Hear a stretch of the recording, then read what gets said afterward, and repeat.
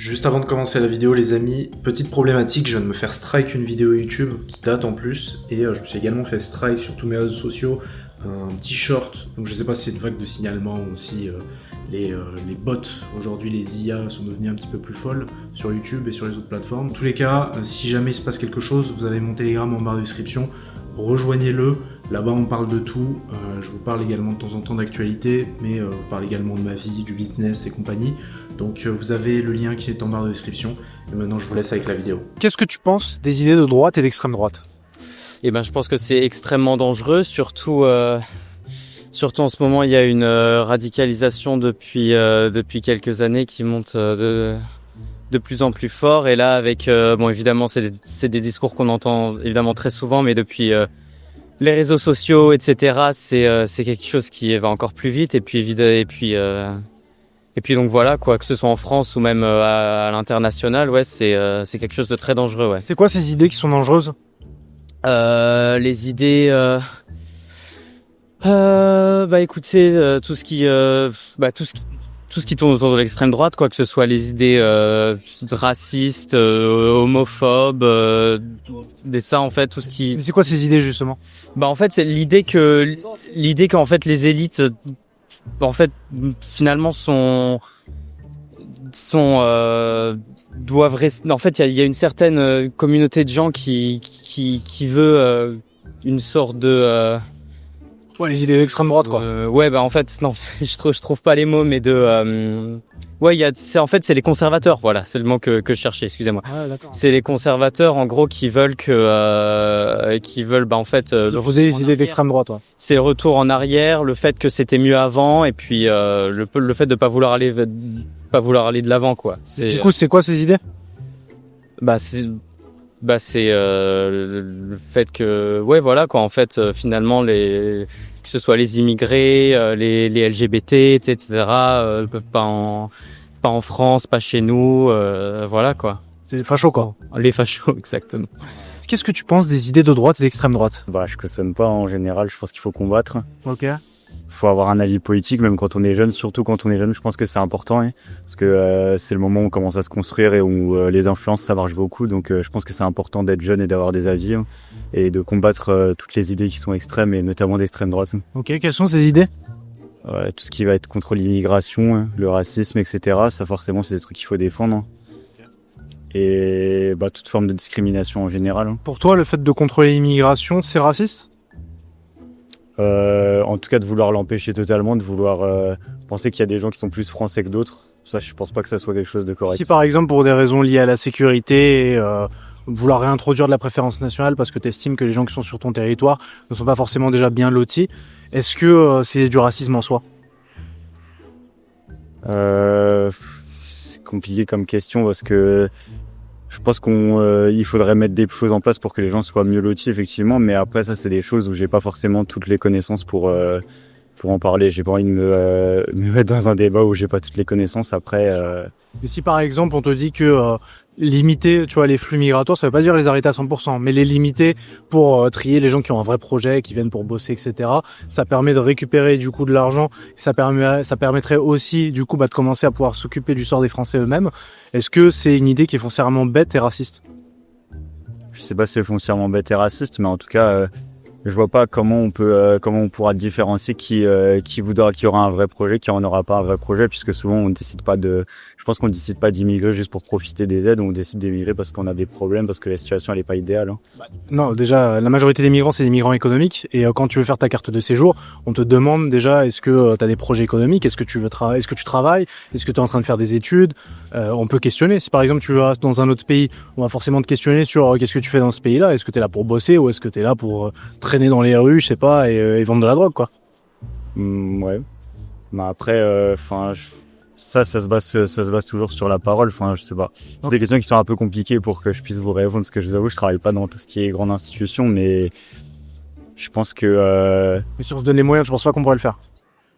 De trier les gens qui viennent, hein. Ouais. Je sais pas. Honnêtement, je saurais pas vous répondre, non. Qu'est-ce que tu penses des idées de droite et d'extrême droite ? Comme j'ai dit tout à l'heure, je pense pas que ça soit des vraies idées. Je pense plutôt que c'est des avis prises pour rendre les humains, genre pour exclure certains humains et pour rendre l'univers pire. Voilà. Ok. C'est quoi ces idées? Bah, c'est l'idée de la suprématie de certaines personnes sur d'autres personnes pour des raisons qui sont toujours inventées pour en fait créer une hégémonie qui est là pour à la fin en fait tuer certaines personnes ou voilà. D'accord, donc si je comprends bien, dans le spectre politique mondial, pour toi les gens qui sont qualifiés d'extrême droite, ils participent à une certaine forme d'hégémonie. Oui, bien sûr. L'hégémonie de qui? En fait, c'est toujours l'hégémonie dans certains discours qui règnent. En fait, comme le dit Antonio Gramsci, l'hégémonie peut toujours être renversée aussi. D'accord. Mais Du coup, ceux qui luttent contre cette hégémonie, ils finissent par devenir hégémoniques aussi et par prendre le pouvoir. dans l'idéal, oui, bien sûr. Donc c'est une dictature remplacée par une autre. C'est pas une dictature remplacée par une autre. Si tu prends par exemple le mot populisme aussi, ça peut être, disons, interprété par certaines façons ou en fait, si tu penses que ça peut être l'hégémonie qui vise à inclure et pas à exclure. Disant que ça peut pas mener à une dictature, tu vois. Donc la dictature du prolétariat, elle mène pas derrière à une certaine forme d'hégémonie de personnes sur d'autres, si je comprends bien. Ça serait l'idéal, mais dans l'histoire, on a vu que ça n'a pas toujours fonctionné. Ouais. Du coup, on fait quoi? On continue à y croire. J'aimerais avoir ton avis sur les idées de droite et d'extrême droite. Qu'est-ce que t'en penses? Je suis pas vraiment d'accord. Je trouve elles sont beaucoup liées à la haine. Donc la haine des minorités, de la race, tout ça. D'accord. Et je vois pas comment on peut juste être d'accord avec ça et comment on peut supporter ces idées-là, quoi. Pour toi, c'est quoi ces idées qui renvoient du coup à la haine des minorités et de la race? Tous les trucs qu'on entend partout, genre les migrants ci, les migrants ça, les trucs classiques en quelque sorte, ouais, ils nous veulent notre travail, tout ça.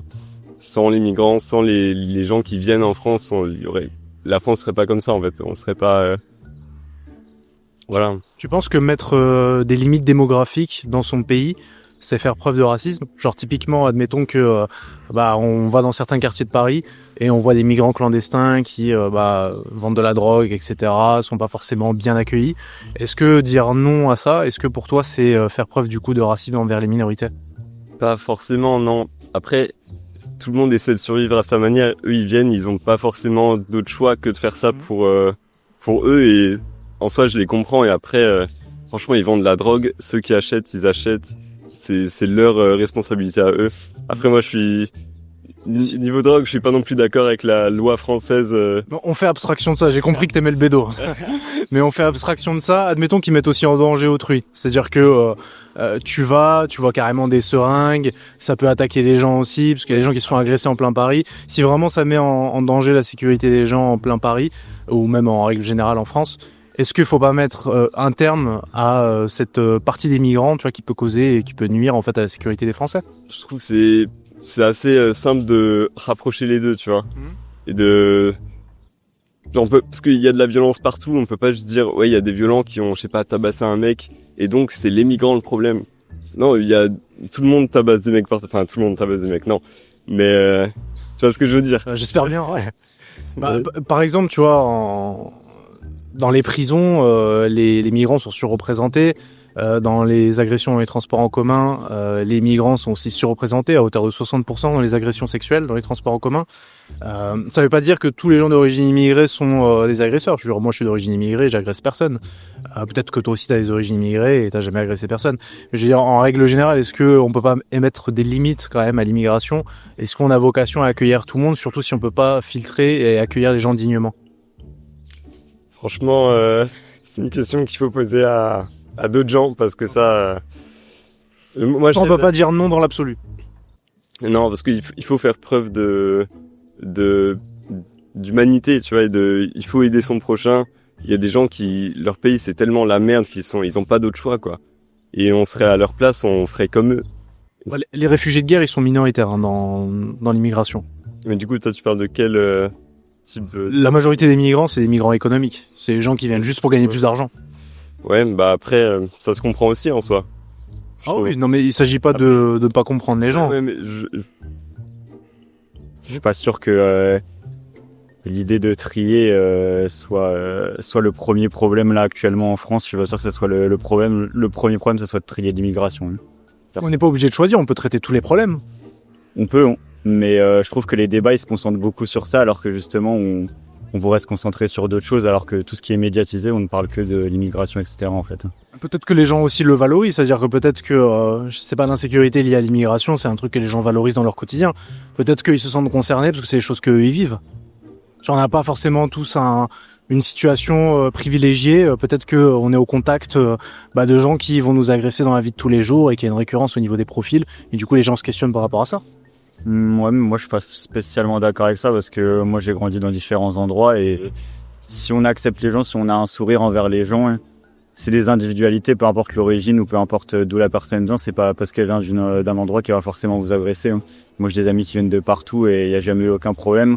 J'ai toujours parlé à des inconnus, peu importe à quoi ils ressemblaient, quelle pouvait être leur origine. J'ai jamais eu spécialement de problème. Quand on est gentil et quand on a moins de crainte, en général ça s'efface, et je pense que tout ce qui est médias, c'est un peu...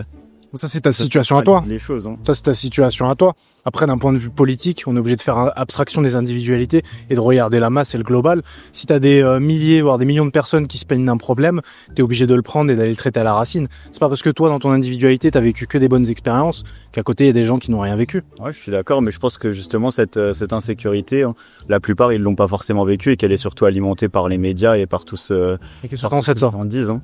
Bah parce que c'est un fait. Hein. Est-ce que vous voyez vous voyez des gens qui se font agresser ici? Hein. Vous en voyez très peu dans la rue. Moi, tous les gens que je connais, c'est pas, j'ai vu qu'à différents endroits, et en réalité, si on se centre, on voit que les gens quand on parle à des gens qui se disent en insécurité, au final, ils ont jamais vécu de situation qui les a. Par exemple, je donnais un fait statistique qui est clair. Par exemple, Marseille, c'est l'une des villes les plus dangereuses en Europe, tu vois, avec un indice de criminalité qui est extrêmement élevé. Et même en règle générale, la France a un indice de criminalité, d'insécurité qui est extrêmement élevé. Et ça ne fait qu'augmenter d'année en année.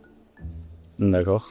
Mais je sais pas quoi vous répondre par rapport à ça. Hein. Est-ce que c'est un fait statistique, du coup ça augmente, tu vois. Donc il y a peut-être un problème à aller gérer. Mais est-ce que c'est que les immigrants qui font ça? Est-ce que c'est... On a des indices. Le problème en France, c'est qu'il n'y a pas de statistiques ethnico-raciales. Mais par exemple, on a des indices. On sait que dans les prisons, les profils qui sont surreprésentés sont souvent issus du Maghreb. On sait que dans les transports en commun, 60% des agressions sexuelles, c'est des gens d'origine étrangère. C'est les statistiques du ministère de l'Intérieur. Donc on a des indices comme ci par-ci par-là. Mais en fait, vu que on n'est pas les États-Unis, qu'il n'y a pas de statistiques ethnico-raciales, c'est difficile de trancher le débat. Donc effectivement, je peux être d'accord avec toi là-dessus. C'est qu'on n'a pas de données précises et claires pour faire ce lien-là. Mais on a quand même énormément d'indices, plus derrière le ressenti des gens dans la vie de tous les jours, de millions de personnes. Je pense que ça laisse quand même beaucoup... tu sais, au bout d'un moment, il y a le bon sens, quoi. Il y a l'intuition, il y a ce genre de choses. Les gens savent très bien pourquoi. Après, c'est les avis de chacun. Moi, je respecte l'avis de chacun, mais je pense que... pour ce qui est de la prison, il y a des choses, il y a des délits qui sont pas... des crimes qui sont pas contestables quand ça parle d'agression sexuelle ou d'harcèlement de rue. Mais je pense qu'on devrait mieux accompagner les personnes qui viennent plutôt que de leur tomber dessus. Parce que je pense qu'il y en a beaucoup qui sont mal accompagnés, et que ce soit dans le domaine carcéral, etc. Je sais que c'est un problème en France, mais je pense qu'on devrait réfléchir à un accompagnement plutôt que de tomber sur les gens directement. Limiter l'immigration, pour toi, derrière, c'est travailler secrètement à une forme d'hégémonie, si je comprends bien? Même pas secrètement, si on regarde ce qui se passe genre sur la Méditerranée, ou même si on regarde le travail de, prenons Open Arms, et par exemple le gouvernement italien, il restreint ou essaye d'arrêter le fait que les gens soient sauvés, vraiment que des vies humaines soient sauvées, et il renforce le fait que il y a des contrôles qui font mourir cette personne dans la Méditerranée. Okay. Et c'est très concret parce que du coup, il y a des vies qui n'existent plus et on sait même pas, on sait rien de ça, tu vois. Mais s'ils peuvent pas les prendre en charge, eux, personnellement, ils font comment? Open Arms? Non, c'est quoi Non, l'Italie. Genre si l'Italie ne peuvent pas prendre en charge justement ces migrants clandestins. C'est pas un discours que on ne peut pas prendre des migrants clandestins. C'est comment on va en fait faire en sorte que ces personnes peuvent être incluses dans notre société parce que c'est pas une question d'espace ou de travail qui n'aime pas, c'est vraiment que des espaces. Mais je veux dire, mécaniquement, mathématiquement, on peut pas accueillir la Terre entière. Donc si par exemple eux, ils estiment que là ils sont à une certaine limite démographique quant à la possibilité d'accueillir des gens dans leur pays, est-ce que derrière en fait c'est mauvais en soi? Bah justement en fait, il y a ce discours de la Terre entière qui vient chez nous, c'est pas vrai. Et démographiquement, si on regarde la population de l'Italie, elle est en train de décroître. Du coup, il y a vraiment pas de souci de l'espace qui manque. Au contraire. Peut-être qu'ils veulent se préserver culturellement aussi par rapport à l'invasion migratoire. Peut-être qu'eux aussi ils ont une conception de leur identité et qu'ils n'ont pas envie d'accueillir une certaine partie, on va dire, de l'immigration parce qu'ils estiment que ça va porter atteinte à l'identité et à la façon dont on va traiter la citoyenneté de leur pays. Mais l'identité italienne, c'est quoi? Tu vois, c'est une construction. Tous, disons, les Américains qui ont été des Italiens qui sont allés là-bas, disons que ils ont aussi porté leur identité italienne quelque part. En fait, c'est toute des constructions. L'identité italienne, elle s'appuie. En fait, ça dépend de où on regarde dans l'histoire, parce que si on regarde même le règne romain, comment ça s'est expansé, en fait, dans toute l'Europe, même en Afrique, en fait, c'était quoi, du coup, l'identité italienne? Eux, chez les Italiens, eux, ils faisaient la distinction entre la citoyenneté et l'identité, tu vois. Et même, par exemple, moi qui suis d'origine algérienne, en Algérie, on fait la distinction entre la filiation et la citoyenneté. C'est-à-dire que quelqu'un, par exemple, un migrant, ou peut-être, par exemple, toi qui viens en Algérie, tu peux avoir la citoyenneté et vivre en tant que citoyen algérien dans le pays, mais par contre tu seras jamais algérienne parce que ta filiation, tes ancêtres n'étaient pas algériens. Parce que ce qui prime par exemple en Algérie, c'est le droit du sang. Donc il y a plein de pays qui font justement ces distinctions entre la citoyenneté et l'identité et qui considèrent que la filiation passe au-dessus de cette idée justement de la citoyenneté où tout le monde peut faire partie d'un pays. C'est-à-dire que oui, physiquement peut-être que tu peux vivre dans un pays légalement à condition de respecter les règles et demander les papiers, etc. Mais tu ne fais pas partie de l'identité de ce pays, quoi. En fait, aussi cette question du sang, elle est très floue et elle peut très très vite être mise en question parce que, disons, genre une partie de tes parents ne fait pas partie, disons, de cette citoyenneté algérienne. Du coup, ton sang, il est presque algérien. Genre, ça a aucun sens. Et si on porte ça au bout, en fait, si on regarde ce qu'ont fait les nazis pour exclure les juifs, Il fallait que ça vienne, ce mot. Non, mais c'était vraiment des lois liées au sang, à la vraie identité allemande. Et du coup, il y avait vraiment tout un système établi pour dire qui est juif, qui n'est pas juif. Et il y a une différence entre avoir une conception de ta filiation et quand bien même elle pourrait être arbitraire et qu'elle pourrait être remise en cause. Je te le concède, il n'y a pas de souci. Tu peux avoir toi ton propre système de valeurs et considérer que cette chose-là est vraie. Et puis à côté, avoir un système où tu considères que les autres sont inférieurs et tu dois les exterminer. Il y a quand même une distinction entre les deux. C'est-à-dire que par exemple, qu'un Algérien reconnaisse lui le droit du sang et une certaine généalogie vis-à-vis de son sang, c'est une chose. Après, considérer les autres comme étant inférieurs et qu'il faut les exterminer parce qu'ils n'ont pas ton sang, là c'est un autre projet. C'est un projet du coup qui est destructeur. Mais du coup, ton droit au sang, disons, algérien ou ton droit au sang, quel que soit le pays, il te sert à quoi pour ne pas, genre, en fait, exclure des autres gens? Parce que du coup, si ça permet d'être bien avec les miens, tout simplement. En fait, par exemple, moi, je suis de deux pays, genre, à la fois. Et Quel pays? De l'Italie et de l'Allemagne, du coup. Et Là, je comprends mieux là, ouais. côté réfractaire par rapport à l'Allemagne. Et du coup, je trouve que ces concepts, genre, moi, je peux pas les internaliser parce que je suis dehors des deux et en même temps appartenant aux deux. Bah, ta filiation, elle est à la fois. Après, ça dépend évidemment. T'as des systèmes de valeurs pour qui la filiation passe par la mère, d'autres par le père. Par exemple, les Juifs, pour eux, la filiation c'est par la mère, et en Algérie, c'est par le père. Moi, je m'en fous de ça parce que Ça, c'est ton système de valeurs à toi. Ce que je veux dire, c'est qu'il y a des pays qui considèrent autrement, quoi. oui, il y a des pays, mais parce que en fait, ça aide à construire en fait des identités comme ça par rapport à des frontières qui ont été établies dans l'histoire. C'est totalement inutile de faire ça. Je pense que ce qui est vraiment important, c'est de voir soi-même dans l'autre, quel que soit son sang. Vraiment, ça, c'est la seule chose qui peut vraiment mener à quelque chose Qu'est-ce que tu penses des idées de droite et d'extrême droite? Donc pour moi, c'est plutôt des idées qui sont assez dangereuses pour notre société, pour nos démocraties, parce que pour moi, c'est des idées qui ne prônent pas le vivre ensemble, l'acceptation des uns des autres. Et donc ça ne nous permet pas de pouvoir finalement vivre chacun tous ensemble finalement. C'est plutôt des ségrégations de... Si on rentre dans le concret, pour toi, c'est quoi justement ces idées qui mènent à ségréguer les différentes populations? Bah déjà les grandes stigmatisations des populations, des minorités, des personnes issues de l'immigration, des personnes LGBT, des personnes des minorités finalement en fait qui sont stigmatisées par l'extrême droite. Et c'est quoi dans les idées, qu'est-ce qui mène du coup à la stigmatisation? Dans les idées de l'extrême droite, on a souvent des idées de préférence nationale, donc c'est-à-dire d'oublier les personnes qui sont issues de l'immigration, qui pourtant travaillent et qui pourtant rapportent de l'argent à l'État. On a du coup la fin du droit du sol. Du coup, si on part du principe que la préférence nationale, c'est une idée qui mène à la discrimination de minorités, on peut partir aussi du principe dans ce cas-là que les gouvernements du Maghreb sont des gouvernements d'extrême droite, parce qu'il y a de la préférence nationale, et aussi dans tous les autres pays d'Afrique noire. On peut le considérer aussi, et c'est un point de vue qui est totalement acceptable. Donc les pays africains sont d'extrême droite. Il y a des pays africains qui sont d'extrême droite, ça il faut le concevoir. Et en revanche, ces pays qui sont Afrique noire ou du Maghreb, c'est des pays qui ont été colonisés et qui du coup ont une réaction par rapport à ce passé historique qui est là.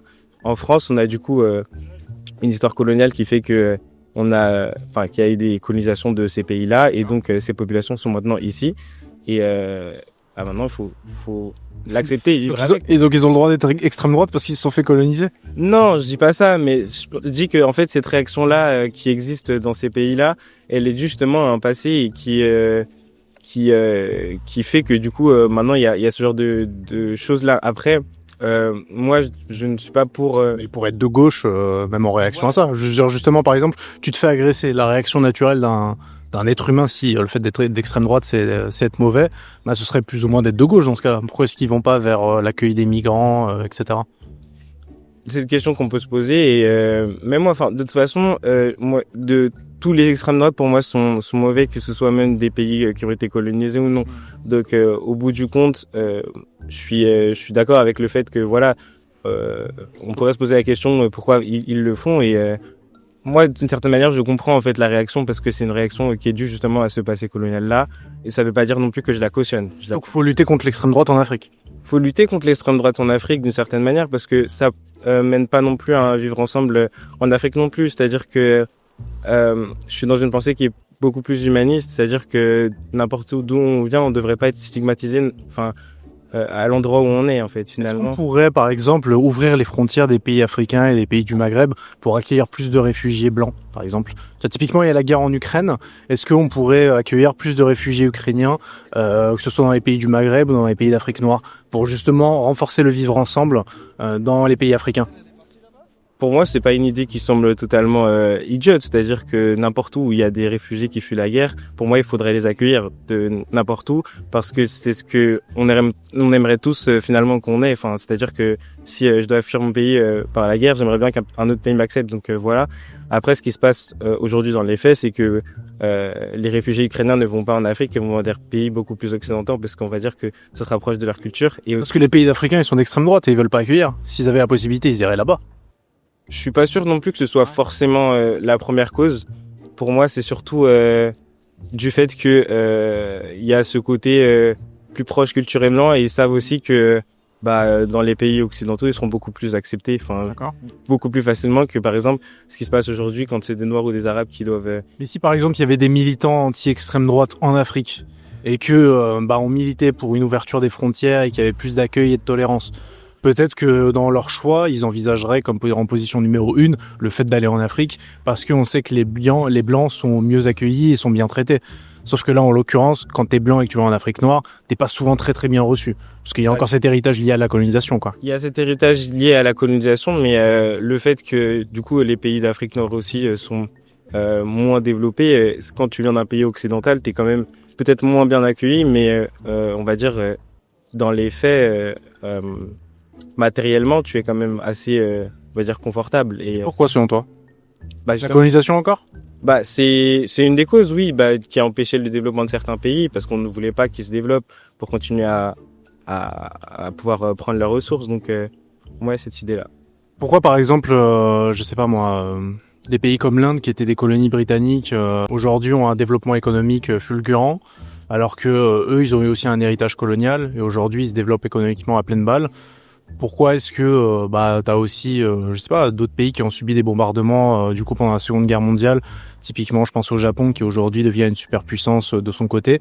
Pourquoi est-ce que les pays africains, eux, de leur côté, n'ont pas eu le temps sur ces 50, 70 dernières années de se développer et de rentrer, je sais pas moi, dans le top 50 des pays les plus développés au monde économiquement? Bah, je pense que c'est d'abord dû au fait, enfin, si on prend l'exemple de l'Inde, l'Inde, du coup, ils ont eu leur évolution et tout ça par rapport aux colonies anglaises qui ont fait que se sont libérés d'une certaine manière. Et on va dire que l'Inde, c'était aussi un pays assez uni, on va dire, culturellement et ethniquement, comparé à l'Afrique, où en Afrique, comme les frontières, voilà, elles ont été faites par du coup les pays coloniaux. On a différentes ethnies qui sont rassemblées dans différents pays et territoires, alors que c'est pas forcément le même groupe, ce qui crée des tensions. Et c'est pour ça qu'en Afrique, on a beaucoup plus de guerres et de conflits, et que justement c'est pour ça qu'il y a un retard qui est considérable, parce que on n'arrive pas à trouver des stabilités politiques, et on le voit aussi que il y a toujours on va dire des accords avec des pays occidentaux par rapport à des ressources, comme par exemple le coltan en République démocratique du Congo, où il y a toujours des pays occidentaux qui arrivent à en récupérer pour malgré, je sais pas, nos téléphones. Et Pourquoi est-ce qu'ils arrivent à avoir ces accords-là? C'est parce que les dirigeants du coup des propres pays vendent du coup leur pays pour pas grand-chose à des pays occidentaux. C'est parce que justement il n'y a pas d'unicité à l'intérieur des Africains, des tribus africains, et que du coup il y a une certaine disparité auprès des Africains eux-mêmes, que derrière ça se transforme par de l'ingérence étrangère, et effectivement des étrangers qui viennent racheter des pays africains pour pas très cher. Mais c'est pas forcément de la faute immédiatement des... C'est-à-dire, si demain, toi, on peut t'acheter pour pas très cher, je sais pas, admettons, t'as une carrière de mannequin, et que le prix moyen d'un mannequin, je donne des chiffres totalement arbitraires, c'est 2000 €, et que toi, tu viens et que tu te vends et t'acceptes de faire une prestation pour 100 €, mais en fait, t'as aussi ta responsabilité dans l'histoire, c'est-à-dire que tu t'es vendu pour un prix bien en deçà du marché, et les gens t'achètent et pour pas grand-chose, et ils en sont très contents, quoi. C'est-à-dire, est-ce qu'il n'y a pas une responsabilité des Africains quant à leur situation actuelle? il y a une responsabilité qui est due, je pense qu'il y a une responsabilité de toutes parts. C'est-à-dire qu'on va pas excuser tout le retard économique que subit l'Afrique aujourd'hui. Mais pour moi, je pense pas que c'est d'abord, c'est pas la première cause, en fait. C'est pas les dirigeants africains qui se sont dit que on allait vendre le pays. C'est que il y a eu d'abord il y a quand même un rapport assez hiérarchique entre du coup des pays occidentaux et anciennement coloniaux vis-à-vis de l'Afrique, et qui est resté en quelque sorte, parce que ces accords-là, ils sont toujours possibles à cause de pression. C'est toujours compliqué en Afrique. On est toujours sous le franc CFA. Enfin, c'est compliqué, quoi. Ouais, mais je veux dire, dans l'absolu, qu'est-ce qui t'impose d'émerger une certaine industrie, de devenir un top d'une industrie quelconque et d'avoir une économie compétitive dans un domaine?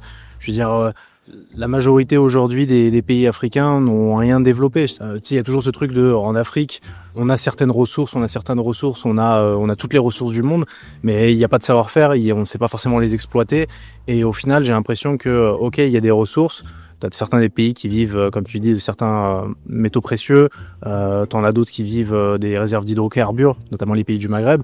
Mais au final, ils vivent justement, ils dépendent de ça, mais ils ont jamais créé un savoir-faire ou quelque chose derrière qui leur permet de se rendre compétitifs. Et ça, j'ai pas l'impression, si tu veux, à titre personnel, que c'est la faute des Occidentaux. J'ai l'impression que c'est plus un manque, de recul sur ta propre valeur et sur le fait de développer toi personnellement et finalement de diriger tes pays. Et pour conclure un peu ce que je veux dire, est-ce qu'il n'y a pas une complicité des Africains ou des dirigeants africains dans le manque de développement finalement des pays africains et dans l'émergence c'est pas normal que sur un continent, il n'y a pas un top pays africain qui vraiment déchire tout dans le monde entier, quoi. En fait, l'Afrique crée parce que on le voit, l'Afrique crée, je sais pas, dans les pays du Nigeria, les pays qui sont beaucoup plus, qui sont vers l'ouest, ça crée énormément et ça se développe.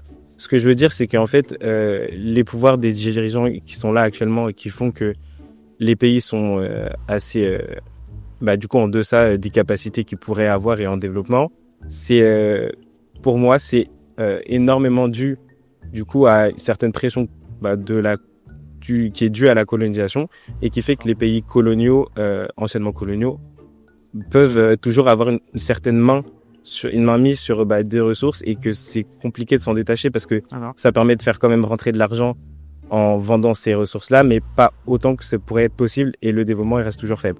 D'accord.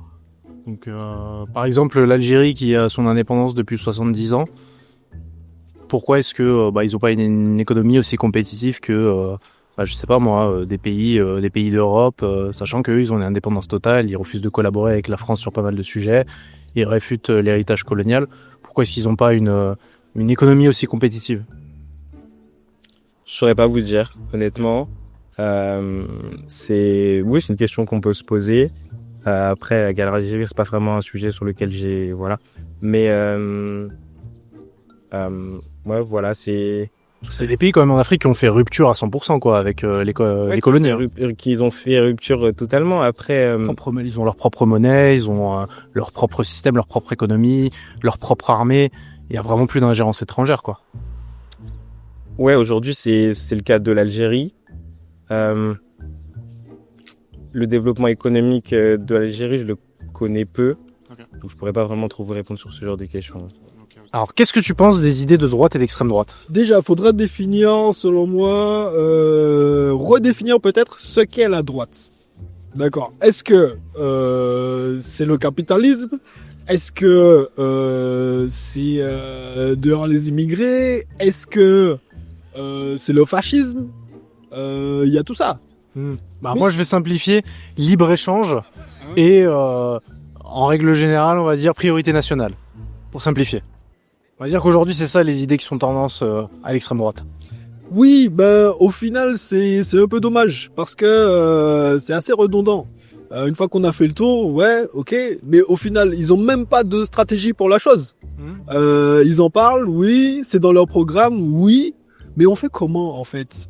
On fait comment pour développer le libre-échange? On fait comment pour virer tous les immigrés vu que c'est ce qu'ils veulent? On fait comment? Alors, pas tous les immigrés, virer les clandestins, ceux qui peuvent causer des méfaits sur le territoire, les gens qui sont en situation irrégulière, mais c'est pas virer tous les gens qui sont immigrés, parce qu'aujourd'hui, ça représente des millions et des millions de personnes. Tu peux pas virer des millions de personnes du jour au lendemain. Ouais, mais faudrait peut-être leur dire, parce que c'est pas très précis, en fait, okay. Dans leur discours.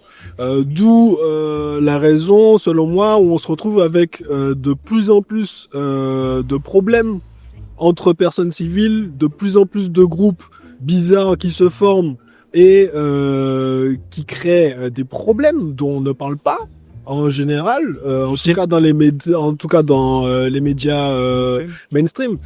Par exemple, l'état dans lequel se retrouve la ville de Lyon, aux mains d'une petite équipe d'extrémistes fascistes de droite. Ok. Et quels sont les méfaits qui peuvent causer? Des agressions répétées envers des personnes soi-disant gauchistes ou envers des personnes immigrées ou envers des personnes marginalisées aussi. Comme Quentin. Par exemple. Mais c'est pour le coup, Quentin, c'était plus un mec d'extrême droite qui s'est fait tabasser par les antifas. Oui. Mais tout ça encore, ça rejoint la chose, ça rejoint l'ambiguïté de la chose, ça rejoint la question de vous battez pour quoi les gars en fait. Donc on peut discuter, oui, mais discutons autour de quelque chose. Okay. C'est projet. D'un projet, voilà. Typiquement. Si votre projet c'est simplement de virer les personnes en situation irrégulière, bonjour, les gens sont fauchés à partir du 15 du mois. Il y a d'autres problèmes, ça on n'en parle pas. Justement, il y a des gens qui te diraient que le fait de rétablir de la priorité nationale, ce serait un moyen du coup déjà de prendre en charge les gens qui sont déjà sur le territoire français, parce qu'on n'a pas vocation à accueillir la terre entière et que on va pas distribuer comme ça des aides sociales à n'importe qui. D'abord, on priorise les Français qui ont du mal à finir les fins de mois. Donc derrière cette idée de priorité nationale et de régulation de l'immigration, il y a aussi une volonté d'améliorer le sort économique des Français. Moi, ma priorité nationale, ce serait d'avoir un SMIC correct est humain. C'est la faute du système qui nous fait croire que justement ce sont pas les politiciens qui nous coûtent trop cher. Pardon, l'augmentation dernière des impôts, bizarrement, ça correspond exactement au manque à gagner qu'il fallait pour payer les salaires de membres de l'Assemblée nationale. Ça se compte en millions d'euros. Mais on peut régler tous les problèmes, on n'est pas obligé de choisir. On peut régler tous les problèmes. Il peut y avoir à la fois un problème avec les politiciens qui gèrent mal le budget de l'État et aussi avec l'immigration clandestine qui peut faire des ravages en France. On peut régler les deux problèmes. À ce moment-là que l'on parle de tous les problèmes. D'accord. Mais l'immigration clandestine, pour le moment, c'est pas ça le plus grave. Okay. Parce que c'est pas ça qui m'empêche de finir mes fins de mois. Et en vrai, c'est pas ça qui empêche la plupart des Français de droite, racistes ou fascistes, de boucler leur fin de mois. Mais il y a quand même des millions de Français qui votent à droite parce qu'ils se sentent en insécurité dans leur pays. Parce que ils connaissent quelqu'un ou même se sont fait agresser par des gens dans la rue. Éteignez votre télé. Mais si c'est, oui. Là, par exemple, mets-toi à la place de quelqu'un qui sait, non, mais mets-toi, par exemple, à la place, tu vois, de quelqu'un qui a déjà vécu des agressions, ou t'as une personne de sa famille, sa sœur, sa mère qui s'est fait agresser, peut-être même, violer pour aller dans des cas un peu plus graves. Est-ce que c'est pas compliqué de dire à ces gens-là, éteignez la télé quand eux, c'est des choses qu'ils vivent au quotidien? Genre, typiquement, aujourd'hui, tu vas dans des quartiers de Paris, quand t'es une femme, tu risques fort pour ta vie, tu vois. En France, chaque année, il y a des milliers de femmes qui se font harceler dans les transports en commun, principalement en plus par des gens d'origine étrangère, parce qu'aujourd'hui on sait que 60% des agressions sexuelles dans les transports en commun c'est par les gens d'origine étrangère. Comment est-ce qu'on fait dans ce cas? Est-ce que c'est pas un truc qu'il faut régler, tu vois? Et on peut régler tous les problèmes, ça veut pas dire que derrière il n'y a pas des politiciens qui escroquent ou qui font n'importe quoi, ça existe évidemment, mais on peut régler tous les problèmes, non? On peut régler tous les problèmes, mais qu'on règle aussi le problème de Jean-Gilbert II, qui viole sa femme et ses enfants entre quatre murs, chez lui, tranquillement. Qu'on parle de ça aussi. J'ai pas vu les statistiques sur le réseau pédophile qui s'est développé en France depuis les années 80. Je n'ai aucune statistique dessus. C'est facile de parler des agressions qu'il y a dans le métro, mais au final, est-ce qu'on devrait pas aussi parler tous les problèmes? Oui, on peut régler tous les problèmes, mais que l'on s'attaque à tous les problèmes. Bien sûr. D'accord. Mais que l'on s'attaque à tous les problèmes en même temps. D'accord. En fait, en fait, tu peux pas effacer un problème en mettant un autre. C'est-à-dire que moi, par exemple, je reconnais que par exemple, il y ait de la pédophilie ou qu'il y ait des choses, je sais pas, de la corruption auprès des politiques, et je le condamne fermement. Et je pense qu'il faut le traiter. Il faut aller voir au niveau des politiques. Il faut arrêter de leur donner des salaires et qu'ils puissent cumuler des mandats à tout prix, qu'ils puissent à ce point-là voler les Français en augmentant les taxes à chaque fois pour combler un déficit et une dette qui ne s'arrête pas. Mais ça n'empêche pas qu'à côté, il y a aussi un autre problème d'un point de vue migratoire, et on peut régler tous les problèmes à la fois, tu vois. Genre, on n'est pas obligé, si à chaque fois qu'il y a un problème, on met un autre problème en écran de fumée en disant, ah ouais, mais ce problème-là, il n'existe pas parce qu'en fait, il y en a un autre qui est plus grave. Mais en fait, dans ce cas-là, on règle plus rien, tu vois. On parle de plus rien. C'est exactement ça. On parle de plus rien. Ouais, bah, ne parlons plus de rien à ce moment-là. Donc, on peut régler tous les problèmes. Je préfère qu'on ne parle plus de rien. Okay. Parce que justement, ce n'est pas moi qui cache des problèmes en utilisant d'autres. D'accord. D'accord. Le souci, c'est que justement, ce qui est mis en avant et ce qui est à la mode dans les médias, ce n'est pas l'entière réalité. C'est toujours le même sujet, c'est toujours la même chose, c'est toujours le même problème. Au final, les gens, ils pensent qu'il y a qu'un problème. D'accord. Oui, bah sinon il y aurait pas, on serait pas là en train de débattre sur les idées de la droite. Voilà, que la droite au moins permette aux gens qui croient en eux de devenir riches, de devenir capitalistes et de grossir. Oui, mais au final, il y en a que 10 qui s'enrichissent et tout le reste est mis de côté. Ça aussi c'est un problème. Donc qu'on parle de choses.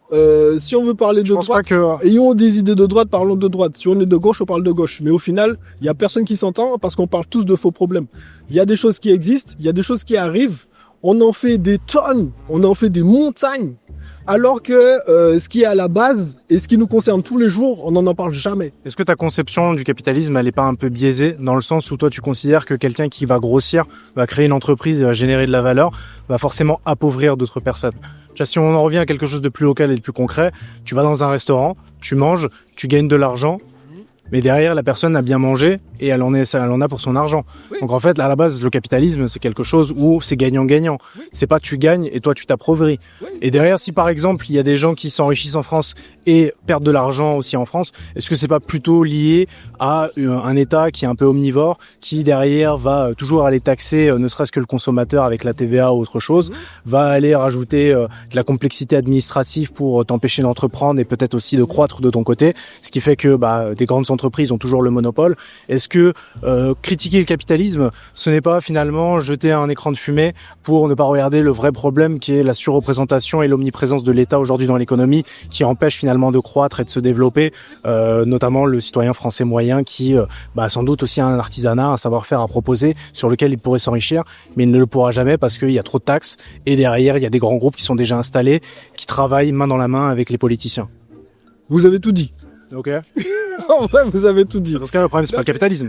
Le problème, c'est pas le capitalisme. Le problème, c'est le piège que l'on nous fait passer pour du capitalisme.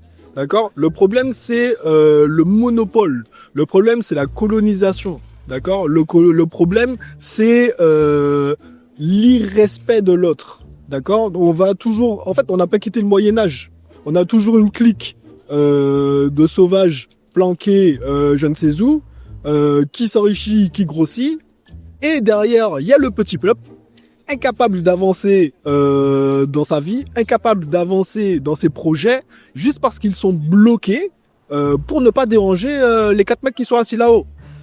C'est comme ça que ça se passe depuis le Moyen-Âge, ça continue aujourd'hui et on n'en est toujours pas sorti en fait. Donc dites-moi où est le progrès, dites-moi où est l'évolution, dites-moi où est l'humanité dans ça. Qu'est-ce que tu penses des idées d'extrême droite ? Les idées de la droite, c'est une réalisation des citoyens par le travail, le libre-échange, ce qu'on appelle vulgairement le capitalisme.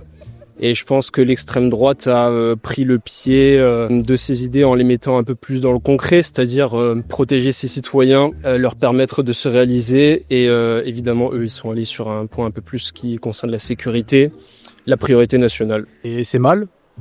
Non, c'est pas mal. Ok. Non, évidemment que c'est pas mal.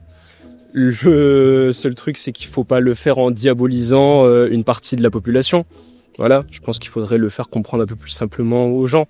Peut-être qu'il y a certaines personnes qui veulent pas l'entendre. Je pense qu'il faut limiter l'immigration. Je pense que l'immigration, elle est là de tout temps. Elle a toujours été là. Il faut faire avec.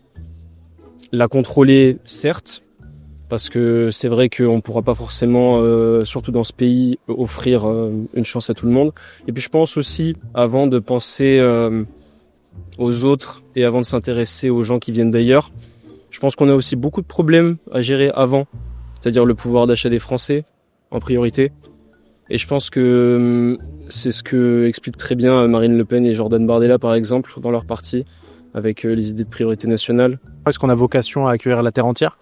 Non, on n'a pas vocation à accueillir la terre entière, et je pense que personne n'a la vocation d'accueillir la terre entière.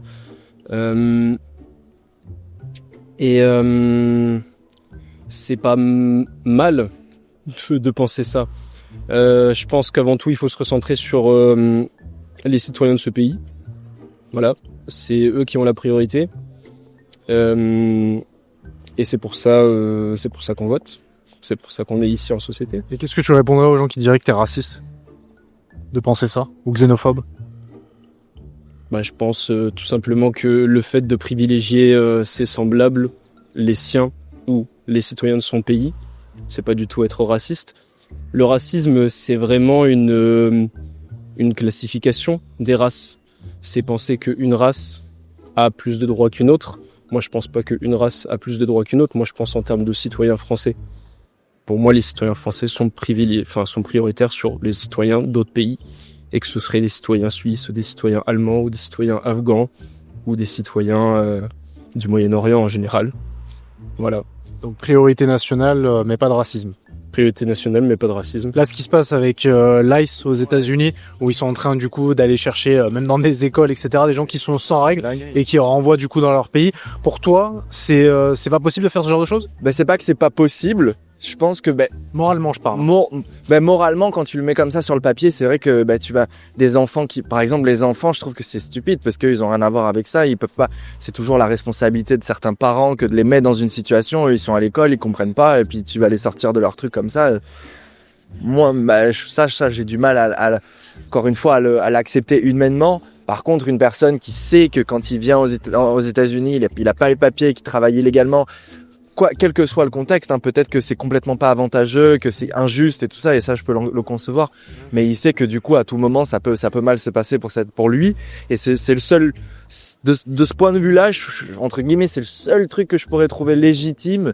Mais je trouve que la façon de faire, la manière dont les policiers le font, en tout cas les forces de l'ICE le font, je trouve que c'est quand même c'est pas très beau à voir, c'est pas très. Après, est-ce qu'il y a une bonne manière de le faire? Est-ce qu'au bout d'un moment, faut pas appliquer les règles? Je veux dire, est-ce que sous prétexte qu'il y a des cas individuels où vraiment il y a des enfants, etc., est-ce qu'on doit faire exception vraiment à la règle en soi? Je veux dire, au bout d'un moment, s'il y a des gens qui sont pas en règle sur le territoire, faut peut-être et que en plus de ça, potentiellement sur la majorité, ça équivaut à un certain coût d'un point de vue politique. Il faut mettre les gens dehors. Sur le papier, c'est ce qu'il faudrait faire. Mais c'est ça, je trouve que la limite, en fait, la ligne, elle est très transparente, elle est très floue entre les personnes qui sont en règle, les personnes qui le sont pas, et ça se limite au titre de séjour. Ça, oui, mais je pense que ça mériterait du coup, ça se limite au titre de séjour, mais au même titre peut-être que certaines personnes en France, je sais que la communauté latino aux États-Unis, elle a beaucoup participé à la culture et à la création du pays. Et après, oui, c'est vrai que comme moi en France, quand j'avais des problèmes de visa, on me disait, casse-toi mec, si t'as des problèmes de visa, si t'as pas tes papiers en règle, tu peux pas rester, tu peux pas étudier. Donc sur ce point-là, je suis totalement d'accord, et ça, c'est normal. Mais quand en fait, des personnes ont évolué pendant certaines années, ont créé des familles, ont créé une culture, et que d'un coup, je sais pas ce que ce serait vraiment la solution. Et j'ai pas envie non plus de moi. En tant que français, que blanc, c'est difficile de s'exprimer sur ce genre de sujet. Ouais, mais tu retrouves cet état d'esprit un peu colon, tu vois. Ouais. Tu vas aller récupérer et déporter des gens. Mais non, parce que moi, quand t'es jeune d'espagnol. Moi, je m'appelle Pablo Garcia. Je suis vraiment. Et puis j'ai vécu aux États-Unis, j'ai vécu 10 000 cultures différentes. C'est vrai que je pense que si tu respectes pas les règles, tu dégages.